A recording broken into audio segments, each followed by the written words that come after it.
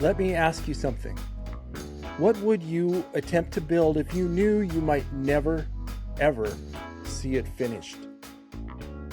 Hold that thought for a moment, because today we're stepping into the story of the Brooklyn Bridge. A story that begins with an engineer, but is completed by someone history almost overlooked. A woman whose curiosity and courage carried that bridge across the finish line. Welcome back.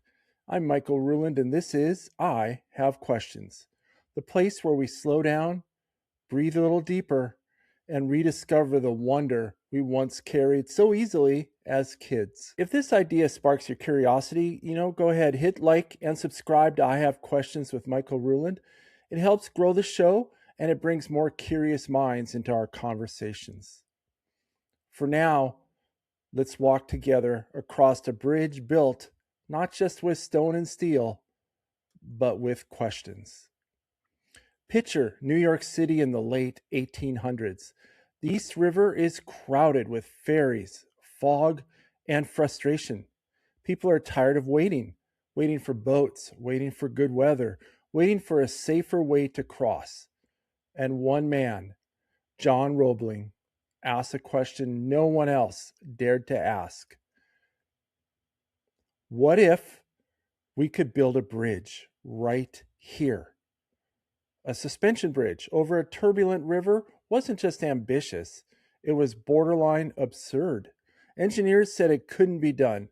Politicians said it wasn't worth the risk, and newspapers mocked the idea. But Roebling kept asking questions. Not can we questions, but how might we? That shift from doubt to curiosity is really what sparks every great leap in our society. Roebling designed the bridge, but before construction could even begin, he suffered a fatal accident. He never saw a single cable raised.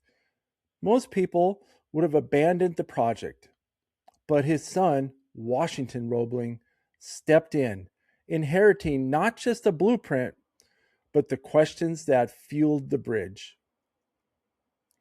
And then tragedy again. Working deep in the caissons, those underwater chambers where workers dug foundations, Washington developed severe decompression sickness, the bends, well before anyone knew what the bends were. He became partially paralyzed, unable to walk, barely able to speak. Imagine that. The man responsible for building one of the greatest engineering feats in history is unable to visit the construction site. But here's where that story actually becomes extraordinary, and where Emily Roebling steps into the light. Emily wasn't supposed to be part of the engineering world. In the 1800s, women weren't trained as engineers. They weren't invited into technical meetings. They weren't expected to understand math, physics, or load calculations. But Emily had something far more powerful than a formal education. She had curiosity, she had questions, and she had a mind that refused to stay in the background. When Washington could no longer walk the site, Emily became his eyes and ears, and eventually his voice. At first, she simply carried messages, but curiosity has a way of pulling us deeper, doesn't it? She began asking questions of her own. How does a suspension cable distribute weight? What happens when wind hits the span? What's causing the stress on the anchors? What problem are workers actually facing today?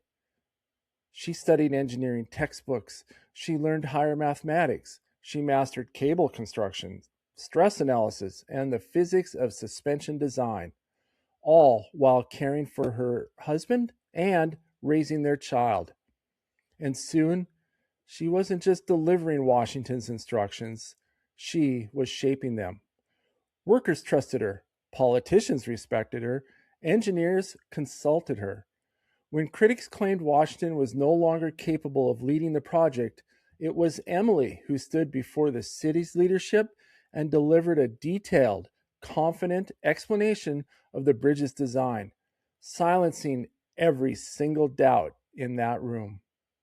Some historians say the Brooklyn Bridge has three chief engineers: John, the visionary; Washington, the inheritor; and Emily, well, Emily was the bridge builder.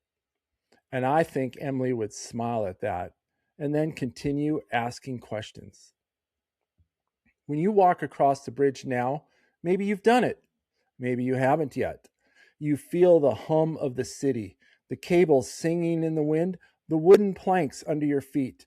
But beneath all that is something quieter: curiosity, questioning, persistence, and the courage to keep asking over and over.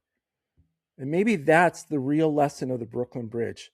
Not that it's beautiful, it is. Not that it's historic, it is. But it exists because three people kept wondering, what if? Why not? How could we? Questions that seem simple until you actually try to live by them. So, as you step back into your day, maybe into traffic or emails or dinner plans, I want to leave you with this. What's the bridge you're building right now? What question have you been too busy, too tired, or too afraid to ask? And what might happen if you asked it anyway? Curiosity doesn't demand that we finish the bridge. It just asks us to take the next step. Thanks so much for spending these minutes with me. I hope you feel a little more relaxed, a little more refreshed, and a little more curious than when we started. Until next time, keep being curious and keep asking questions. If you're enjoying these conversations, make sure to like, subscribe, and share so you never miss an episode of I Have Questions with Michael Ruland. You got any questions or stories of your own? Email me anytime. I have questions 2025@gmail.com. Because I have questions. Peace, love, R.